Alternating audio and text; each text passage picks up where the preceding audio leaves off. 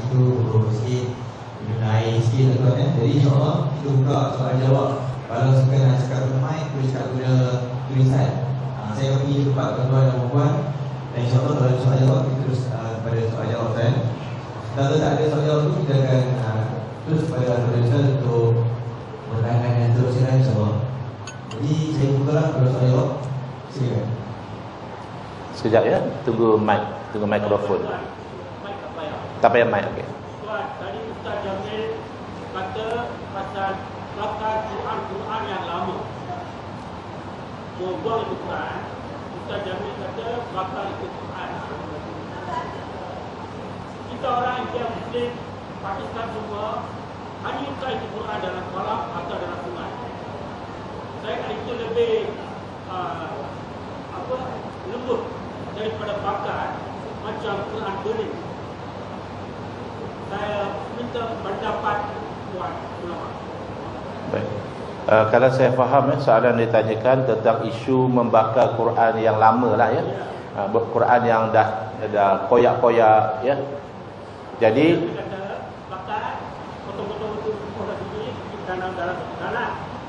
Saya pernah pergi ke Perak, saya anukan itu pendapat sama penjelasan daripada ulama. baik. Kepada soalan yang ditanyakan, yang pertama, tujuannya membakar Al-Quran itu adalah untuk menjaga kesucian Al-Quran ya. Dia ada dua ya. Kalau membakar Al-Quran itu dengan tujuan untuk menghina Al-Quran, itu haram, bahkan boleh jadi kafir ya.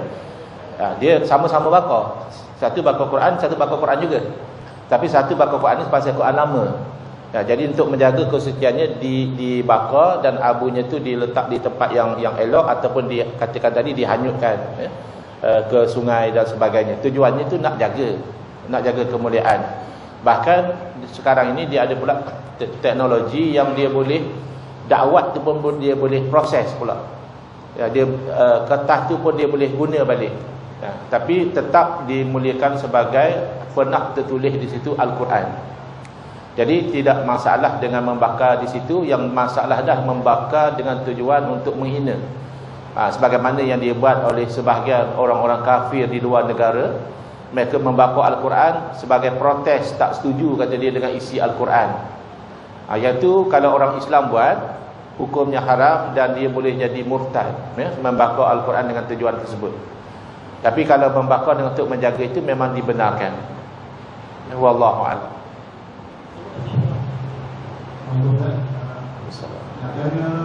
Adakah peraturan undang-undang untuk diambil tindakan terhadap mereka yang menyebabkan masyarakat resah? Contoh yang baru seorang profesor mengatakan pendapat dengan Syekh Ahmad. Kemudian ada satu lagi kes di Terengganu yang mempertikaikan Imam Hanafi, dan yang ini telah mula menyebar menyebabkan masyarakat resah. Dia ada yang mengatakan bahawa orang lagi ada masuk dalam neraka. Ada tindakan undang-undang boleh diambil dalam undang ini. Baik. Adakah tindakan undang-undang boleh diambil terhadap pihak-pihak yang menimbulkan keresahan? Contoh yang diberikan adalah ada yang mengatakan ini Imam Syafi'i tak betul. Jadi orang rasa resahlah dengan kenyataan dia. Dan ada yang mengatakan Imam Abu Hanifah ni sesat. Ada yang mengatakan apa tadi yang ketiga tadi?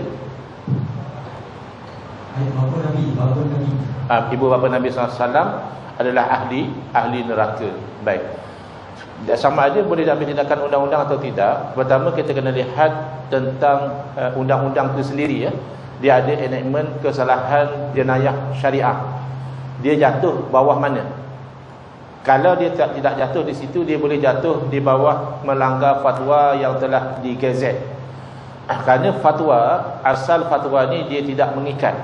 Beza dia dengan keputusan hakim. Qadha dengan fatwa, antara bezanya adalah qadha yang diputuskan oleh hakim, dia binding. Dia ada kuasa undang-undang. Dia mengikat. Adapun semata-mata fatwa, dia tidak mengikat. Untuk fatwa itu ada kuasa undang-undang, maka dia diperintahkan oleh waliul amri.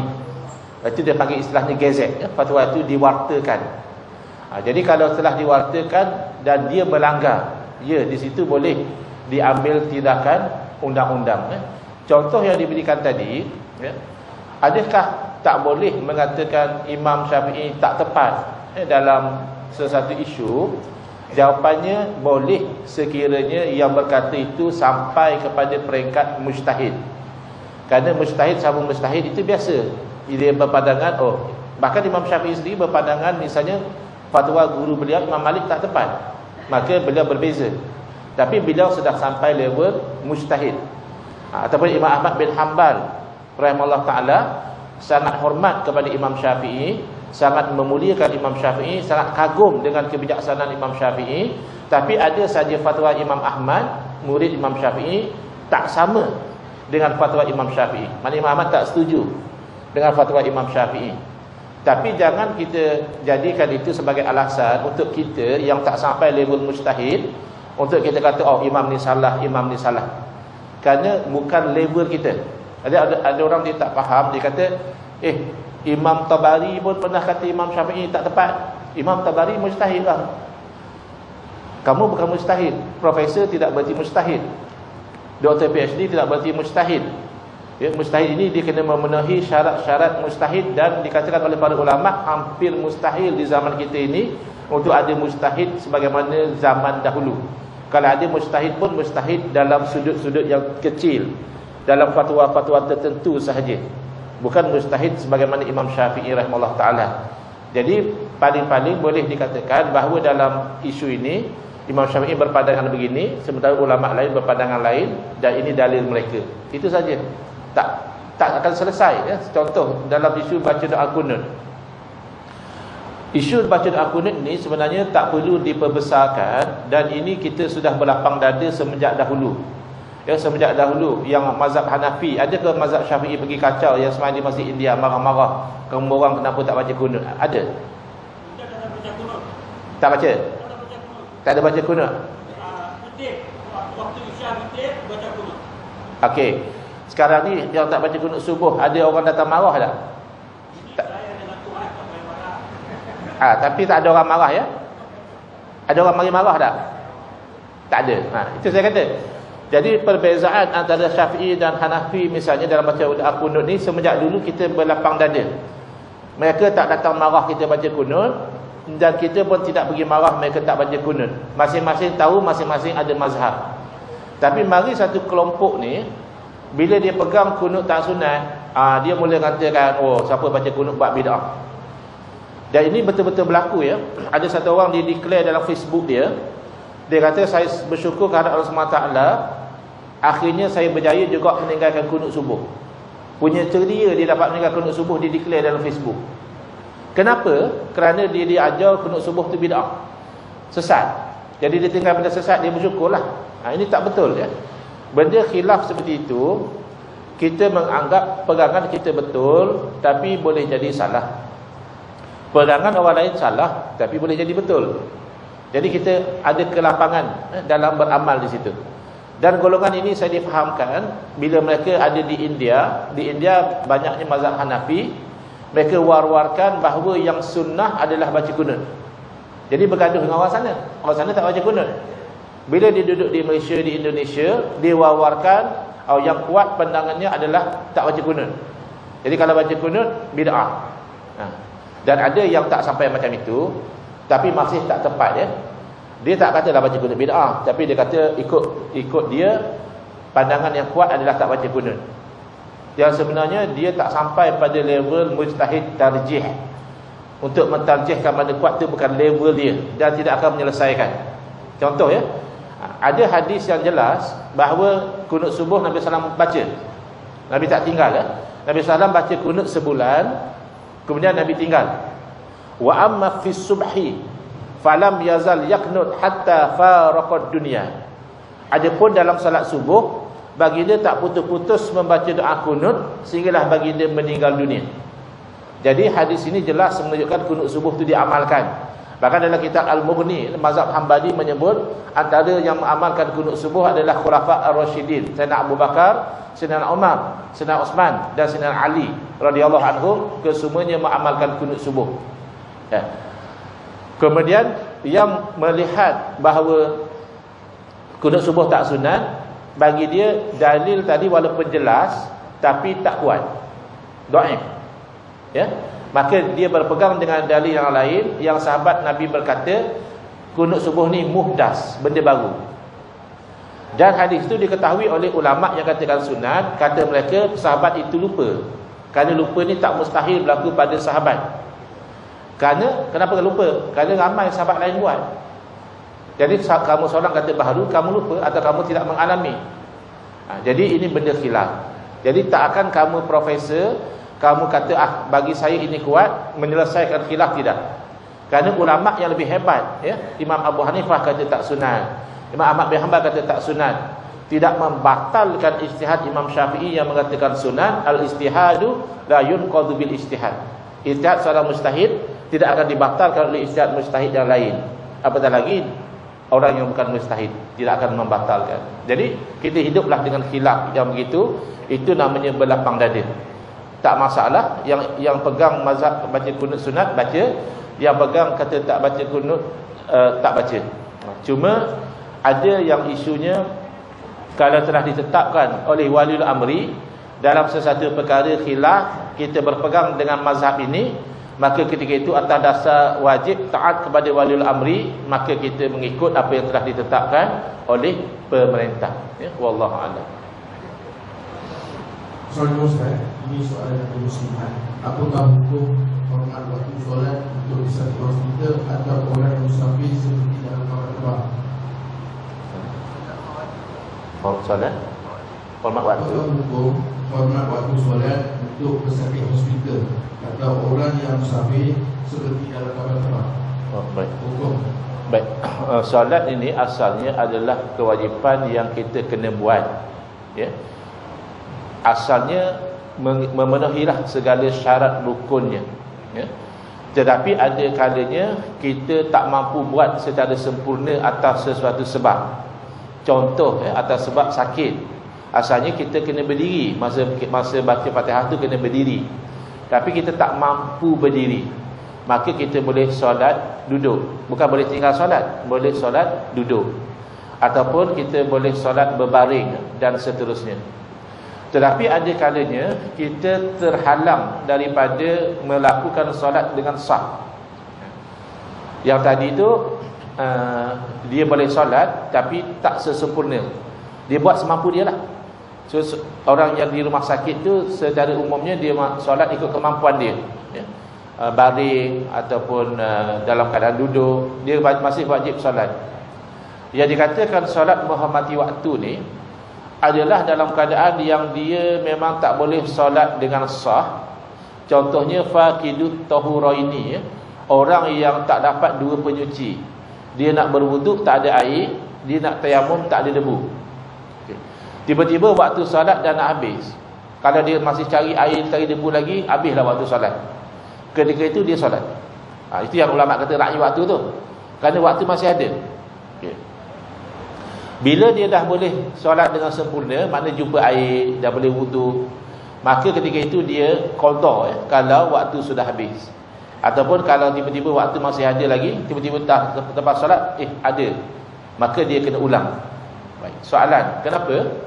Kerana solat tadi tidak sah. Kenapa tidak sah? Solat tanpa bersuci tidak sah. Soalan lagi, habis tak sah kenapa solat? Ada orang bangkang macam itu, ya. Ada satu orang ustaz, dia bangkang, dia kata solat ra'i waktu ni tak ada dalil. Ulama je yang tetap macam itu. Jangan, ya. Dia seolah-olah menganggap ulama tu pandai-pandai. Yang sebenarnya ulama pandai, ya. Yang pandai-pandai itu dia. Dia tak faham macam mana ulama menetapkan, ya. Kenapa ulama mengatakan sembahyang ra'i waktu beramal dengan hadis sahih. Nabi SAW bersabda, "Idza amartukum bi amrin fa'tu minhu mastata'tum." Bila aku perintahkan kamu dengan satu perintah, maka lakukanlah perintah itu semampu kamu. Jadi tadi dia mampu untuk solat dalam waktu. Yang dia tak mampu adalah solat dalam keadaan suci. Kerana air tak ada, debu tak ada. Kalau ada debu boleh tayamum. Kemudian bila waktu dah sempit, kalau dia tak solat, dia akan tak solat lah dalam waktu, padahal solat dalam waktu tu wajib.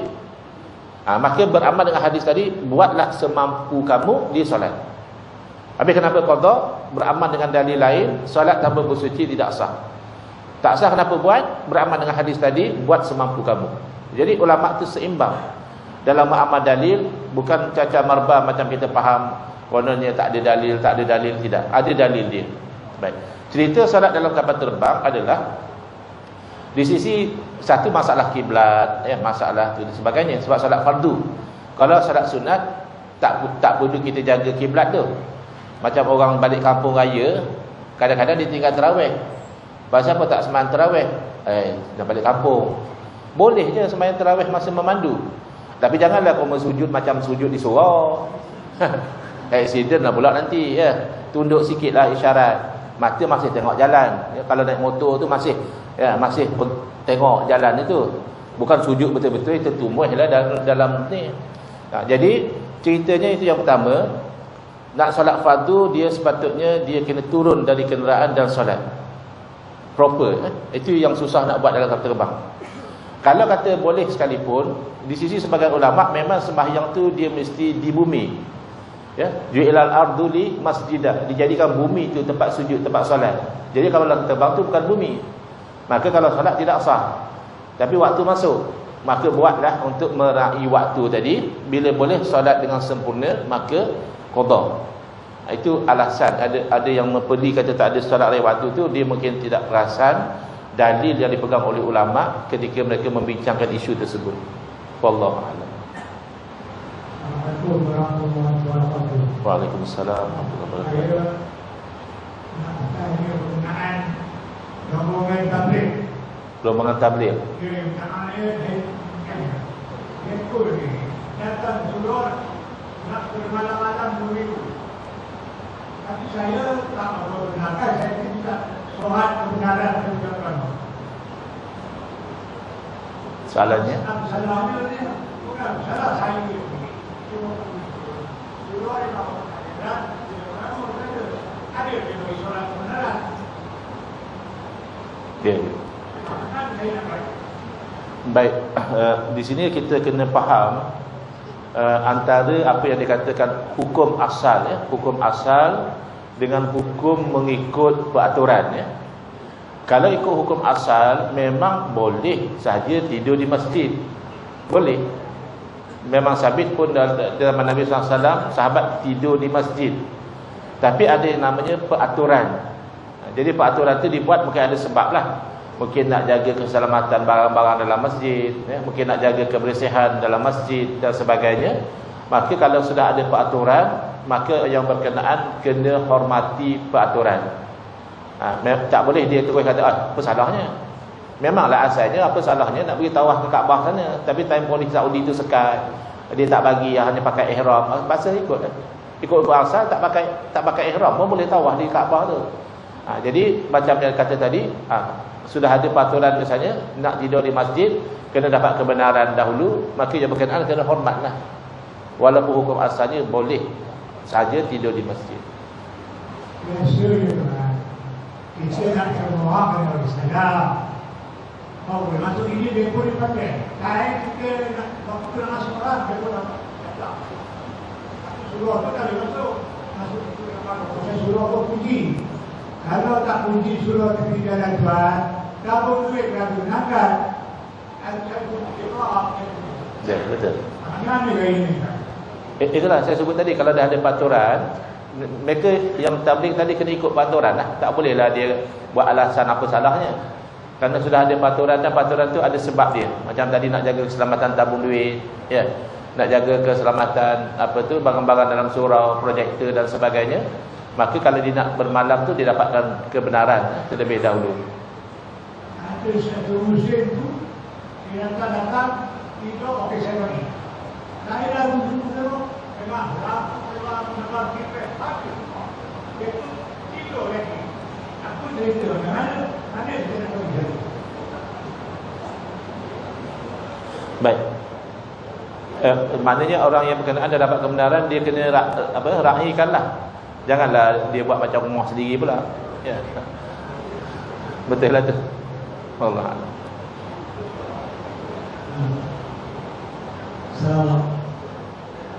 Assalamualaikum warahmatullahi wabarakatuh. Waalaikumsalam. Yang berbahagia saya bersama Ahli Majlis Fatwa Ibu. Saya hanya sekadar, saya Ram Yusuf dari Masjid Jamek Al-Muhajirin Nampak. Banyak perkara yang info sama hal bagi tadi yang memerlukan pembacaan yang agak lama. Sebab ini merupakan fatwa-fatwa ataupun perkara yang berkaitan dengan mazhab. Boleh tak benda itu di check up dan diberi kepada wakil-wakil masjid ini supaya dapat disimpan di masjid itu sebagai satu bahan rujukan kepada kuasa masjid. Sekian, terima kasih. Boleh diusahakan insya-Allah. Insya-Allah. Sementara tunggu soalan, saya teringat tadi ada sebut tentang sebab dekat nak Ramadan ni, kadang-kadang kita ada acara perbalahan tahunan. Orang Islam ni ada saja tiap-tiap tahun benda sama. Masuk Rabiul Awal berbalah pasal Maulid, ya. Nanti masuk Syakban berbalah pasal nisfu Syakban, masuk Rajab berbalah pasal puasa Rajab. Masuk Ramadan yang popular berbalah pasal 8 dengan 20. 8 ke 20, 8 ke 20, ya. Baik, sebagai penjelasan, dalam isu bilangan rakaat tarawih ini ada khilaf, ya, di kalangan para ulama. Jumhur ulama, majoriti ulama berpegang bilangan salat tarawih adalah 20 rakaat. Kerana itulah yang jelas diamalkan semenjak daripada zaman sahabat radhiyallahu anhum ajma'in. Mereka solat 20 rakaat, tidak ada yang bangkang. Mana telah ijma' sahabat Nabi, solat tarawih itu adalah 20 rakaat. Adapun berapa Nabi SAW solat tak jelas, ya. Yang pasti Nabi solat, sahabat ikut. Malam yang kedua lagi ramai yang ikut. Malam yang ketiga Nabi dah tak keluar, Nabi solat di rumah. Nabi SAW bagi tahu, bukan saya tak sedar, bukan saya tak tahu kamu tunggu, tapi saya tak mahu nanti diwajibkan membebankan kamu. Jadi bilangan tak pasti. Yang kata 8 itu bukan solat tarawih. Kerana dalam hadis itu, hadis riwayat Sayyidatina Aisyah radhiyallahu anha, Nabi SAW tidak pernah baik di dalam Ramadan ataupun di luar Ramadan lebih pada 11 rakaat. Jadi bila sebut begitu, makna bukan tarawih. Tarawih tak ada di luar Ramadan. Bila disebut baik di bulan Ramadan maupun di luar Ramadan, makna solat lain. Jadi kebanyakan ulama memahami itu solat witir. Yang tak lebih pada 11 itu solat witir. Bukannya 8 tarawih campur 3 witir, bukan. Yang pasti 20 rakaat daripada zaman sahabat sampai sekarang di Makkah, di Madinah buat 20 rakaat. Yang pandangan yang kedua adalah pandangan daripada Imam Malik. Satu riwayat daripada Imam Malik rahimahullah taala. Imam Malik ni salah satu sumber hukum yang dipegang adalah amalan Ahlul Madinah. Apa yang Ahlul Madinah buat zaman tu bagi Imam Malik itu sumber hukum. Kerana logik Imam Malik, kalau Ahli Madinah dah beramai apa itu, maknanya mereka ambil daripada generasi sebelum mereka. Itu ibarat riwayat dengan perbuatan. Jadi zaman itu orang Madinah sembahyang 36 rakaat. Tuan-tuan pilihlah nak 20 ke nak 36, ya. Kalau 20 tu majoriti, 36 tu pendapat Imam Malik. Tapi lemah sikitlah. Pasal apa? Yang jadi 36 tu kalau ikut kajian bukan pasal tarawih 36. Pasal tarawih asalnya 20. Tapi 20 zaman tu panjang. Baca sampai 1 juzuk, 2 juzuk. Bila panjang, rehat. Itu namanya tarawih. Tarwihat tu makna rehat. Jadi waktu rehat itulah salafus soleh di Makkah mereka tawaf sunat. Sambil rehat tu mereka tawaf sunat. Lalu salafus soleh di Madinah rasa cemburu. Tapi ni cemburu yang baik lah. Untunglah dia orang dapat pahala lebih. Udahlah dapat pahala semayang tarawih, dapat pahala tawaf pula, ya.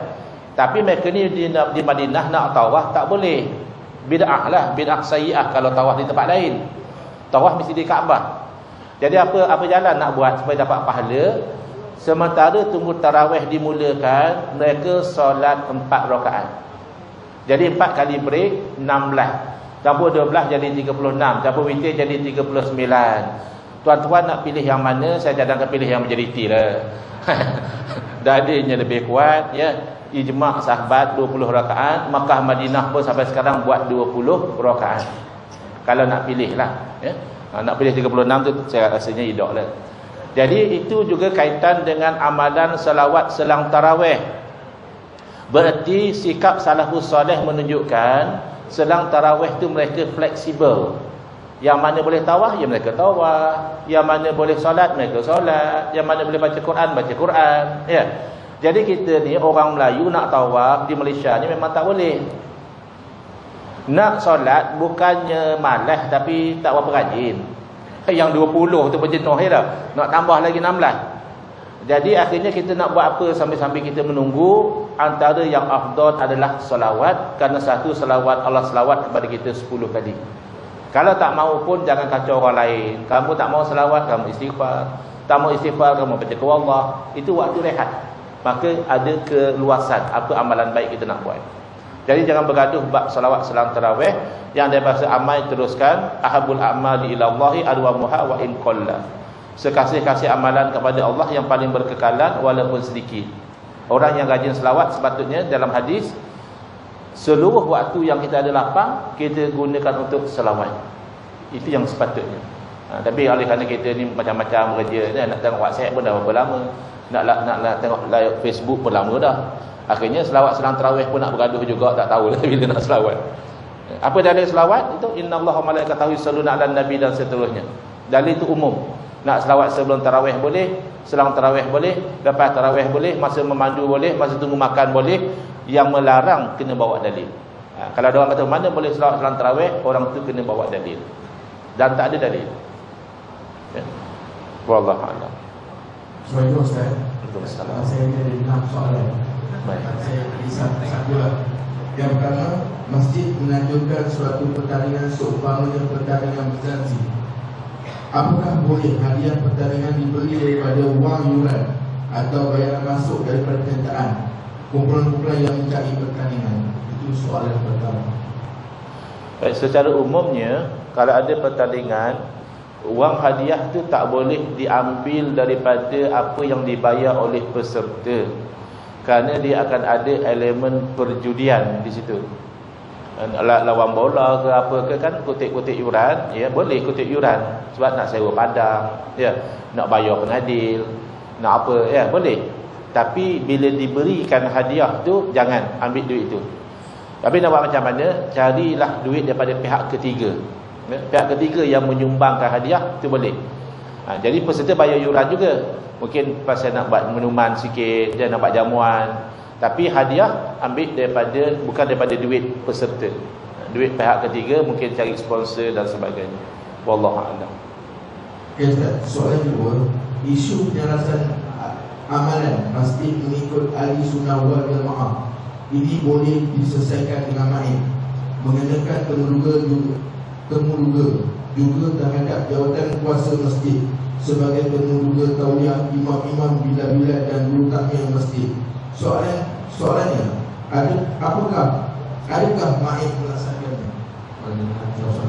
Temuduga kepada apa jawatan kuasa masjid?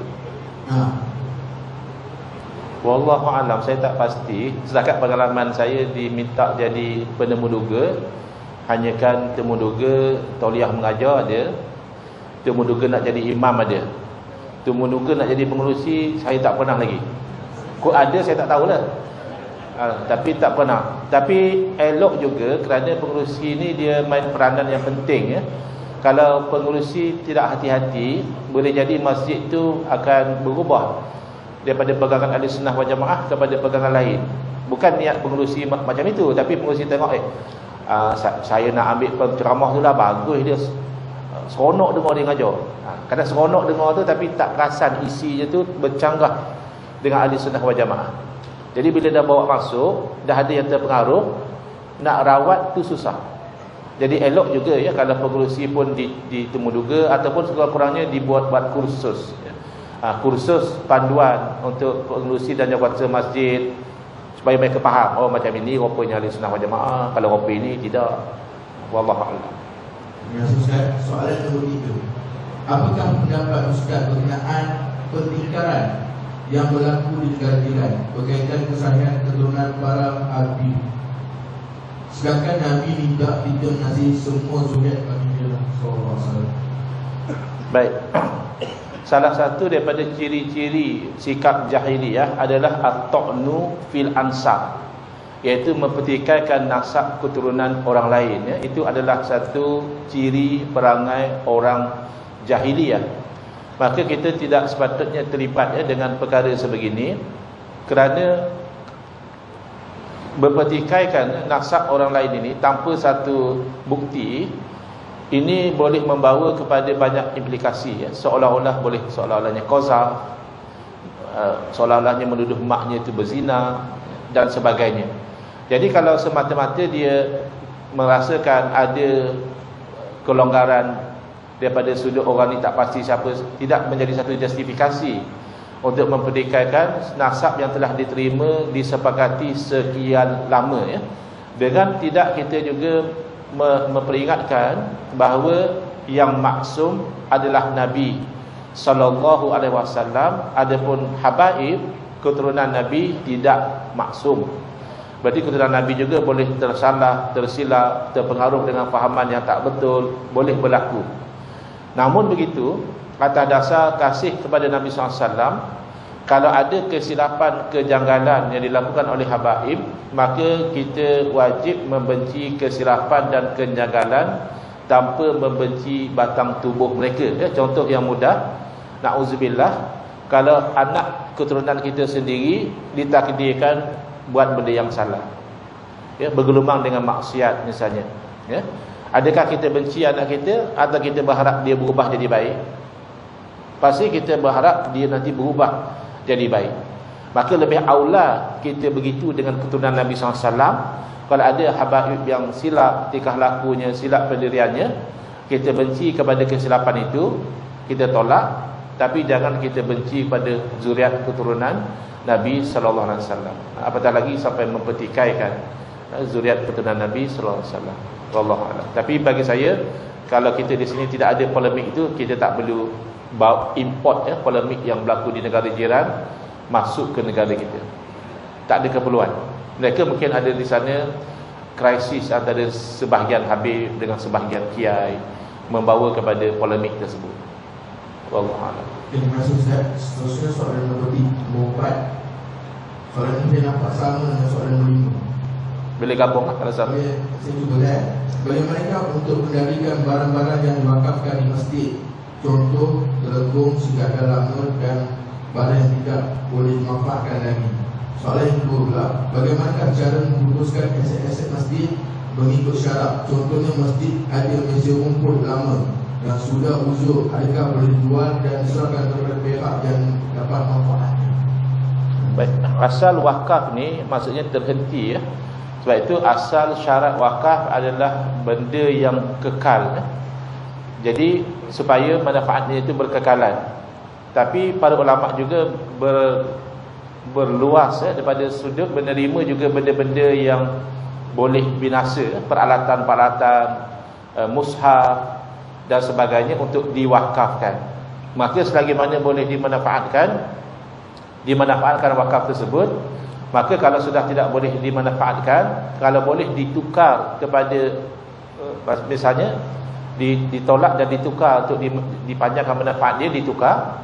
Ataupun kalau tidak boleh juga, memang terpaksa dilupuskanlah. Contohnya di wakaf telekung, dah hancur dah telekung tu, nampak macam mana? Dah digigit anak-anak misalnya, terpaksa dilupuskan. Itu dah luar daripada kawalan. Tapi selagi mampu, kena dijaga harta wakaf. Dan satu benda yang kadang mungkin masyarakat tak perasan, dia buat harta wakaf macam harta dia. Sejadah tu dia wakaf ke masjid, cantik pula sejadah ni, ambil dia buat balik rumah. Itu tak boleh. Atau cantik pula telekung ni, selesa pakai, ambil dia pakai di rumah. Itu tak boleh. Dia memang kena maintain sebagai kegunaan yang diwakafkan. Sama juga macam air, air masjid tu air wakaf. Kalau air wakaf, tengok masjid benar untuk apa? Masjid benar untuk mandi, ya boleh mandi. Tapi kalau sampai basuh kereta pun pakai air masjid, itu tak dibenarkan. Wallahu a'lam.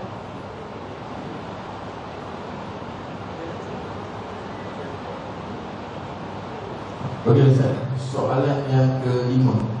Ustaz, tolong berikan sedikit perincian fahaman Wahabi. Allah Rabbi. Sedikit perincian fahaman Wahabi tak boleh. Wahabi tu perlu sekali. Tapi tak apalah, saya cuba. Rasanya ada dalam slide ni. Sekejap ya. Mana cara nak lompat slide?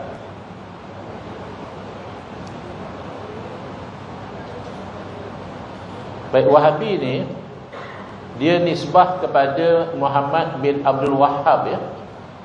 Sebenarnya pengasasnya bukan nama Wahhab.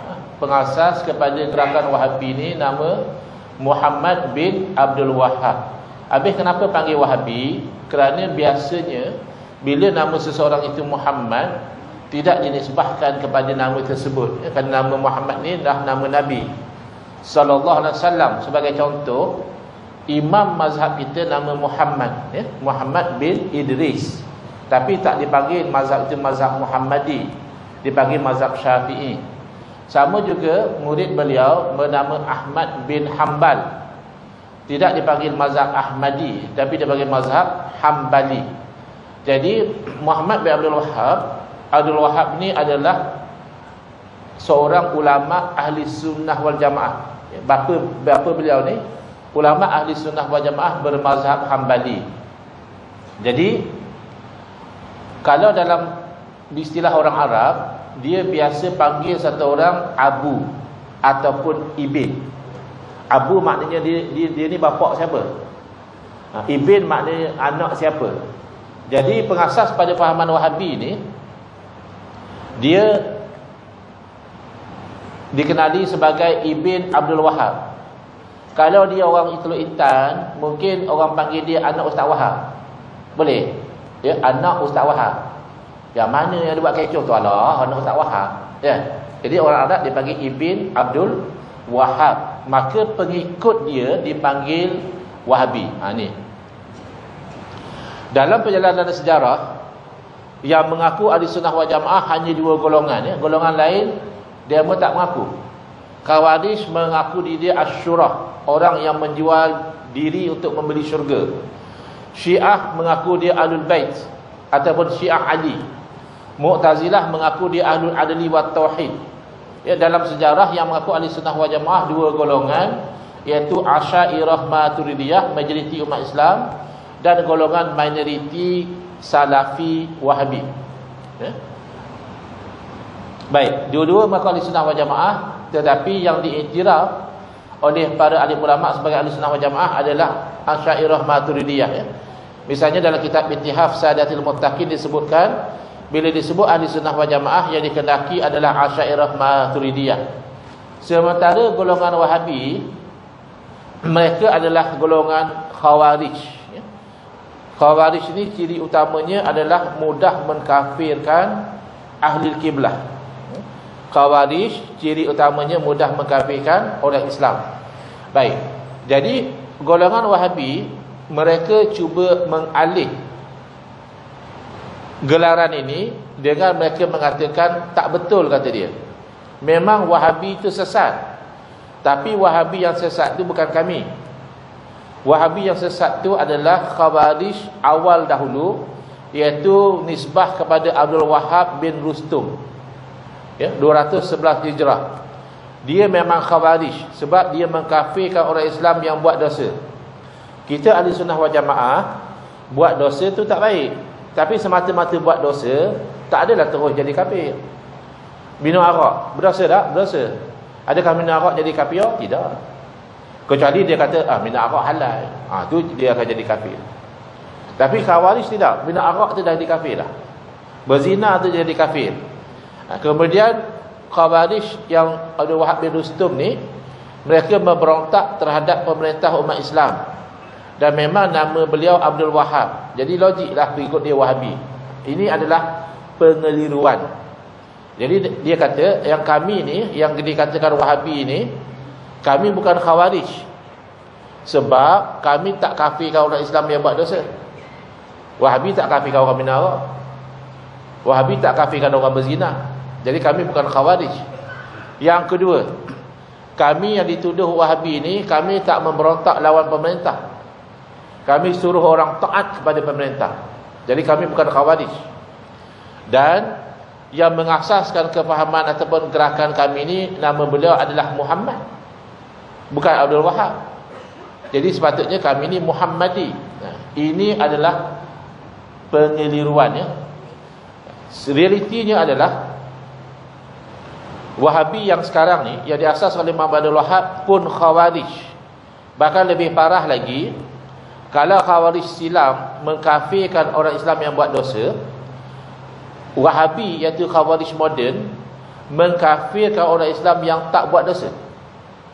Orang Islam yang mengamalkan tawassul, ya, yang mengamalkan tabarruk ambil berkat. Orang Islam yang mengamalkan istighasah, misalnya dia kata aghithna ya Rasulullah, wahai Rasulullah tolonglah kami. Ini dikafirkan oleh Wahabi. Sedangkan tawassul, tabarruk dan istighasah itu perkara yang masyru', yang dibenarkan. Kalau Khawarij yang dulu, dia kafirkan orang buat benda haram. Ya, kamu minum arak, kamu kafir. Kamu berzina, kamu kafir. Wahabi tidak begitu. Wahabi daripada sudut tu sama macam kita, sekadar minum arak berdosa tapi tidak jadi kafir. Dia berzina, dia berdosa besar tapi dia tak jadi kafir. Tapi dalam sudut yang lain, yang tak haram pula dikafirkan, iaitu yang selalu diisukan oleh Wahabi, tawassul, ya. Tawassul ni macam kita berdoa, ya Allah dengan berkat Nabi-Mu, itu tawassul lah. Ataupun ya Allah dengan kemuliaan Syekh Abdul Qadir Jalani, itu namanya tawassul, ya. Dan itu dibenarkan. Wahabi mengisukan.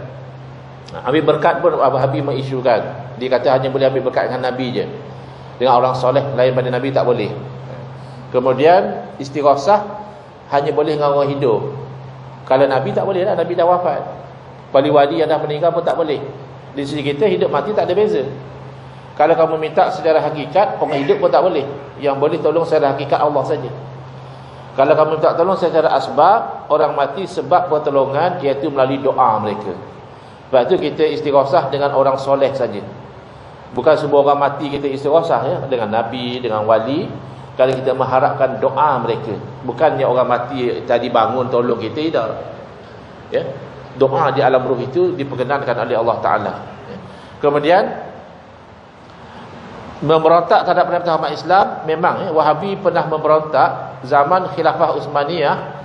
Pengasas Wahabi Muhammad bin Abdul Wahab bersekongkol dengan Muhammad bin Saud menyerang tentera-tentera Khilafah Utsmaniyah dan merampas kuasa di Makkah dan Madinah.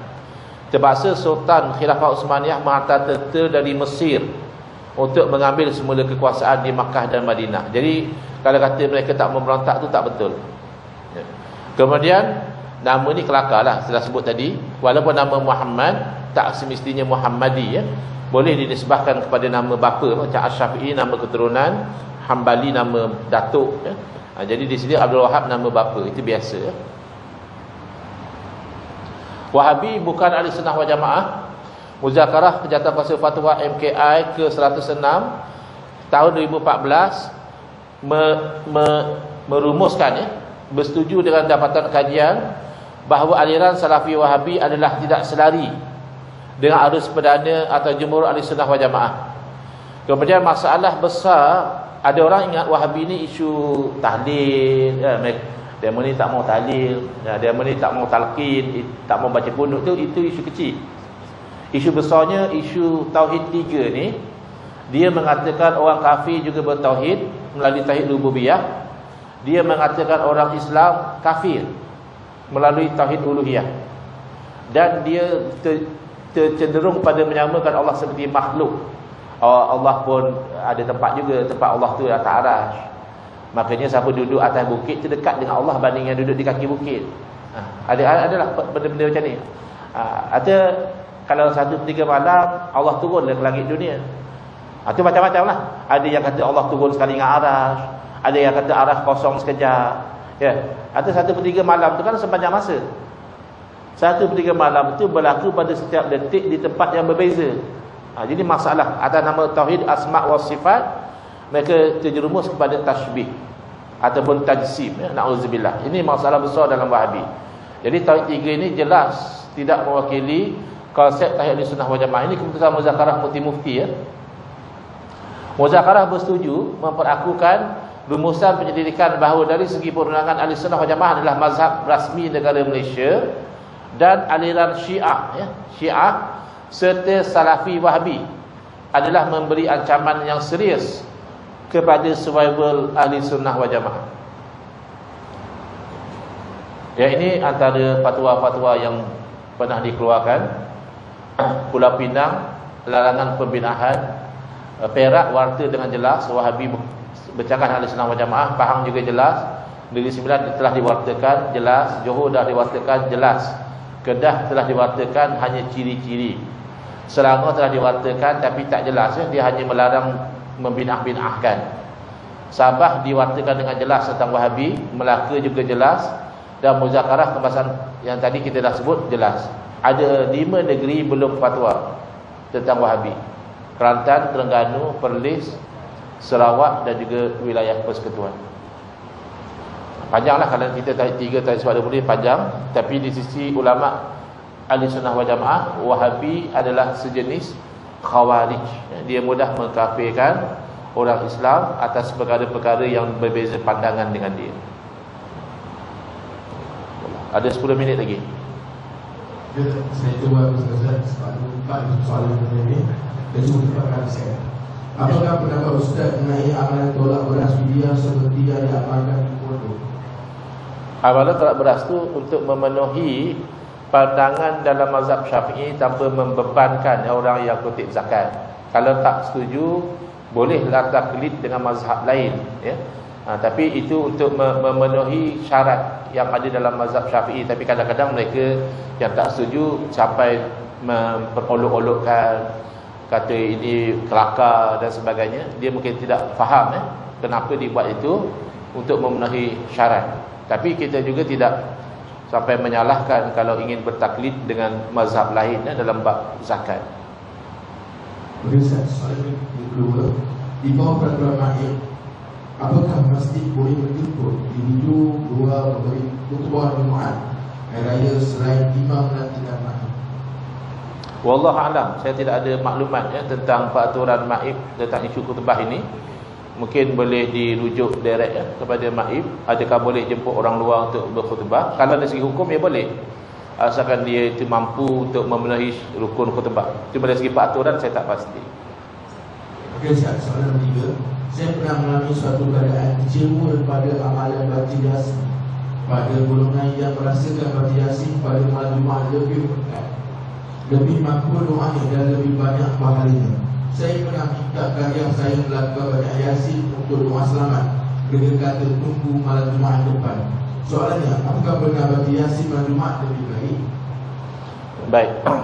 Baca Yasin pada malam Jumaat adakah lebih baik daripada satu sudut, iaitu berpotensi diampunkan dosa ya. Berdasarkan hadis yang diriwayatkan bahawa Nabi Sallallahu bersabda, man qara'a surat Yasin fi lailatul jumu'ati ghufira lahu au asbaha maghfuran lahu.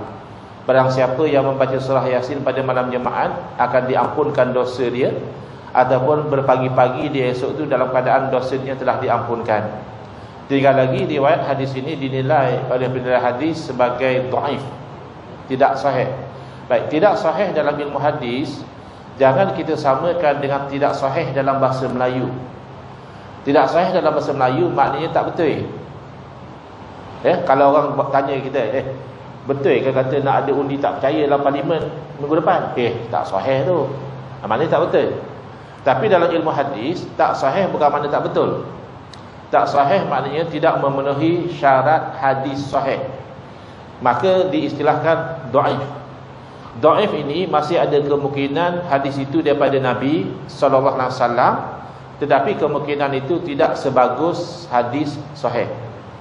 Oleh kerana masih ada kemungkinan inilah, kata Imam Nawawi rahimahullah ta'ala, sepakat para ulama, baik ulama itu ulama hadis ataupun ulama fiqh ataupun ulama-ulama lain, harus bahkan digalakkan beramal dengan hadis dhaif selagi mana dhaifnya itu tidak palsu. Kalau palsu tak boleh lah.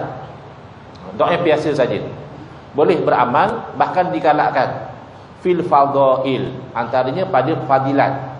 Jadi kan tadi fadilat, hukum baca Yasin sunat, malam apa pun hukumnya sunat, ya, dapat pahala. Tapi fadilat, kelebihan baca Yasin malam Jumaat adalah diampunkan dosa. Maka oleh kerana fadilat, ulama lenient beramal dengan hadis yang dhaif. Bahkan dalam kehidupan seharian, konsep beramal dengan hadis dhaif ni kita amalkan, ya, sebagai contoh, konsep ni kita amalkan. Bila kita memandu melebihi had laju dan kita lihat kereta sebelah sana bagi bim, apa yang biasa tuan-tuan buat? Tuan-tuan bawa 18, ya, had laju 110. Tengah sedap memandu, tengok kereta belah sana bagi lampu tinggi. Apa yang tuan-tuan buat? Slow down. Slow down itu pasti ke ada speed trap? Tak pasti. Kerana yang bagi bim mungkin kerana nak memotong, bagi bim mungkin kerana dia nak tegur kawan dia. Tapi oleh kerana bagi bim juga kadang-kadang nak tunjukkan ada speed trap, maka atas dasar berhati-hati kita slow down. Berhati-hati. Jadi ulama walaupun tahu bahawa hadis dhaif ini tidak pasti daripada Nabi SAW, tapi atas dasar berhati-hati maka diamalkan supaya kalau betul Nabi bersabda demikian, kita diampunkan dosa sebab baca Yasin malam Jumaat. Tetapi tidaklah dikhususkan dengan arti kata kalau nak baca Yasin kena tunggu malam Jumaat, tidak. Malam Rabu pun boleh baca, malam Selasa pun baca, bahkan baca hari-hari pun bagus. Habis kenapa masyarakat kita amalkan baca malam Jumaat? Pertama, sebab tadi hadis yang mengatakan diampunkan dosa. Yang kedua, berdasarkan ahabul a'mali ilallah adwamuha wa in qalla. Sekasih-kasih amalan kepada Allah yang paling berkekalan walaupun sedikit. Sedikitlah baca Yasin seminggu sekali, pemalas benar, bacalah hari-hari, apa salahnya? Kira sangat ke? Tapi walaupun sikit, kita istiqamahkan, kod-kodlah termasuk dalam sekasih-kasih amalan. Kerana istiqamah. Tapi janganlah sampai strict sangat. Oh, tak boleh ceramah ni, tak boleh pasal kita hanya baca Yasin je malam Jumaat. Tidaklah sampai macam itu. Atau dah ustaz tu mari daripada jauh, mari daripada luar negara, malam Jumaat tu jadi free, apa salahnya bagi laluan? Balik rumah bacalah Yasin. Tidaklah sampai strict mesti asal Jumaat, malam Jumaat kena baca Yasin, atau baca Yasin mesti malam Jumaat, tidak semestinya. Ya, wallahu a'lam. Boleh Ustaz, soalan tadi, satu Ustaz, boleh atau tidak mengambil wang kutipan pengajian muslimah untuk sumbangan jamuan program sambutan Islam Kelas di masjid? Baik, apa-apa sahaja sumbangan, secara asas konsepnya hendaklah dibelanjakan mengikut tujuan ianya disumbangkan. Tak boleh digunakan untuk tujuan selain daripada ia disumbangkan. Nak tahu tujuan disumbangkan, sama ada dinyatakan dengan jelas ataupun mengikut uruf, kebiasaan. Jadi misalnya dah dinyatakan jelas, ini kotak sumbangan untuk tujuan umum misalnya. Jadi tujuan umum tu apa? Jamuan makan, ya, buat kelas. Tapi kalau ditetapkan di situ ini sumbangan khusus untuk anak yatim, maka untuk buat jamuan tak boleh. Ataupun ini khusus untuk bayar kelas pengajian, maka untuk jamuan makan tak boleh. Jadi kena cek balik yang buat kutipan tadi, dia sebagai apa? Adakah ini untuk kelas pengajian dan tujuan-tujuan lain misalnya? Boleh. Tujuan lain yang dipikirkan sesuai oleh AJK, boleh. Tapi kalau yang betul-betul spesifik, ini untuk tujuan ini sahaja, maka untuk tujuan itu sahaja.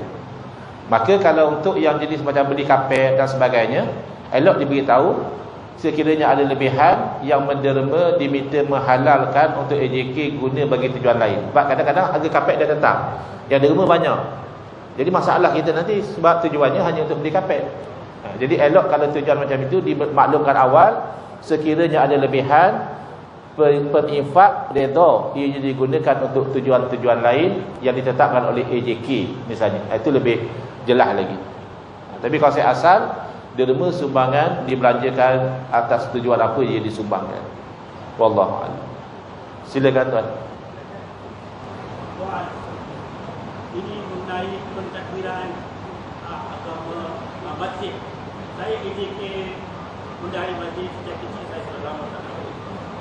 Tuan, saja pendapat saya, apa yang saya tahu, setiap kita surau ke ibadat, ada politik tersendiri. Sebab AJK ada orang dan macam-macam pengurusi mari, pengurusi pergi dan sebagainya. Majlis kita pun ada ini macam masalah. Tapi kita telah pun melalui itu semua. Ada yang suka, ada yang suka. Soalan saya, Jabatan Agama Islam Malaysia ini Kelantan, alhamdulillah banyak bagus, Ustaz Jamil, ya, semua bagus, satu guru semua. Tapi mereka telah meriksa masjid kita dan masjid lain, Sungai Cerami ke, Pemerintahan Asal Semida. Sebab masjid-masjid, ada masjid ada 4 imam, 2 orang tak ada kerja, 1 orang ada solat. Ada itu atau ini betul kita betul. Lagi pun ada unsur politik tempatan dalaman. Saya bercadang Jabatan Agama akan membuat spot check, buat penguasaan dalam masjid. Tengok account, tengok imam macam mana, apakah tauliah imam itu ke, apa AKK. Ramai terhadir meeting. Kita memang ada 15 AJK, meeting hanya 6 orang lagi. Undang-undang kata 3 kali Januari buat apa juara kopi restoran. Itu apa? Dalam meeting pun ada orang cakap kasar. Itu hukum Allah. Kita suara macam takut dengan Perdana Menteri. Ini hukum Allah. Kita kerja untuk Allah. Kita kerja untuk pahala. Saya bawa Jabatan Agama. Mari kita setiap hati ke surau di bawah daerah mereka, kuasa mereka, buat cek. Ini adalah kebaikan rumah dan kebaikan tempat ibadah. Supaya ada manusia ada ego, manusia ada masing-masing ada hawa nafsu, mau kuasa macam-macam. Ini saya merayu Jabatan Agama Islam turun padan dan selesaikan masalah. Dan bila ada meeting AJK, mari hadir. Satu meeting dulu Khairani, Puan Khairani ada hadir. Lepas itu saya ternampak satu pegawai pun hadir dalam masjidnya AJK. 30 tahun lebih. Saya bercadang Jabatan Agama Islam turun padan. Tengok apa berlaku dalam akal bumi sana. Baik, alhamdulillah ada cadangan yang diberikan kepada Jabatan Agama Islam. Jadi yang daripada Jabatan Agama Islam mungkin boleh ambil take note. Baik, saya sampai jam 12 saya ada program di Kuantan pada malam ni. Jadi saya akan segera bergerak. Selepas saja saya bangun daripada sini, saya terus akan bergerak ke Kuantan. Saya ucapkan terima kasih kepada semua yang hadir, kepada penganjur, dan saya mohon berbanyak maaf atas kekurangan dan kesilapan di pihak saya. Hadza wabillahi taufiq wal hidayah. Wassalamualaikum warahmatullahi wabarakatuh. Bismillahirrahmanirrahim. Alhamdulillahirabbil alamin. Wassalatu wassalamu ala asyrafil anbiya'i wal mursalin wa ala alihi wa sahbihi ajmain. Allahumma shrah sudurana wa ahsin akhlaqana wa azim ujurana wa nawwir qulubana bi nuri hidayatika kama natarada bi nuri syamsika abadan abada. Allahumma anqulna min dhulil ma'siyati ila 'izzi ta'ati ya arhamar rahimin. Wa sallallahu ala sayidina Muhammadin wa ala alihi wa sahbihi wasallam. Walhamdulillahi rabbil alamin.